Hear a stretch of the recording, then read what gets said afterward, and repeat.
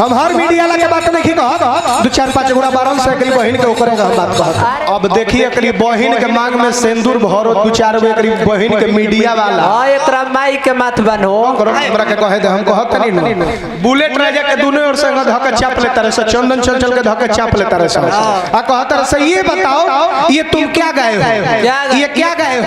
करुणा निधान जब दया करेले तब पानी में पत्थर दहाला बढ़िया बात बोलो दो चार गो तहर बढ़िया बात लागल है हमरा। निमन के निमन कहे के चाही, खराब के खराब कहे के चाही। यही इंसान होखे के फर्ज है, यही इंसानियत है। जब ऊपर वाला के दया हो जाई नु तब पत्थर पर भी डूब जावेला। अब बताई कितना सुंदर गाना मार्केट में बुलेट राजा के ही बाजल हो। आज भट ढील ढोड़ी जनी छील दो एकरा बाद चंचलो चंदन चंचल के भी गाना बाजल हो। कौन पतिया नतिया पटना बाडे और ढोड़ी चटना बा बढ़िया बाजल बा। मार्केट में लोग सुनता तो बढ़िया नु बा, व्यू जाता तो बढ़िया नु बा। अब देखिए एकरी बहिन के मांग में सिंदूर भरो दो चार गो एकरी बहिन के मीडिया वाला हां एकरा माई के मत बनो हमरा के कहे दे हम कहत नहीं न बुलेट राजा के दोनों ओर से धक चाप ले तरह से चंदन चंचल के धक चाप ले तरह से आ कहत रह से ये बताओ ये तुम क्या गाए हो, ये क्या गाए हो? देखिए पंच हमरा कहे का मतलब है कि बुलेट राजा अभी कोनो ऐसा गाना थोड़े गोले हो।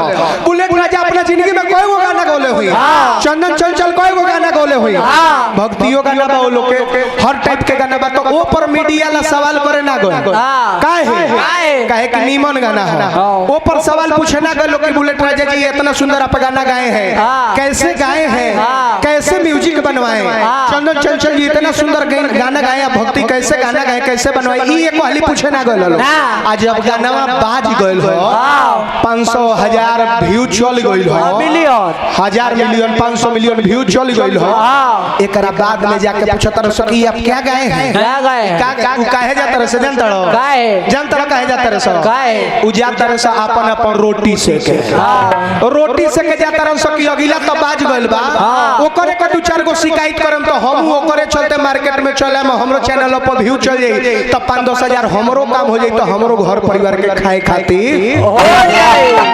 ऐसा चैनल वाला से तो हम इतना हैरान बनी ओकनी के हम डीटो देके कहिले कि रे तहनी के बतिया के बता हमरा सामने आके बतियावस तोनी के तो अपन पेट पोसे खातिर करो तरह से ली लागेला। लेकिन ई कुल ना चाहिए, ई कुल ना चाहिए। बजाता गाना मार्केट में बजाता जौन पब्लिक सुनता उहे नु आदमी गाई बजाई। गलती कहता नहीं भैया, जौन पब्लिक मांगता उहे नु गाई बजाओ। मीडिया ला माइक लगा के पूछता होते होते कि ये बताइए आप क्या गाए हैं, क्या गाए? तिलक बारात में डीजे पर गाना बजेला ओ घड़ी मीडिया ला जाके कहे कि हनुमान चालीसा बजाओ, दुर्गा चालीसा बजाओ, ओहू घड़ी उहे गीतवा बाजी जौन बाजता। तो ऐसे अपना सोच के तब दूसरा पर उंगली उठावे के चाहिए। रवा एगो उंगली दूसरा के उठाता है तीन गो अपने और घूमल बाकी रुआ अपना के पहचाने। ए धरती पर चलती कोई के ना चली सिवाय ओ राम के।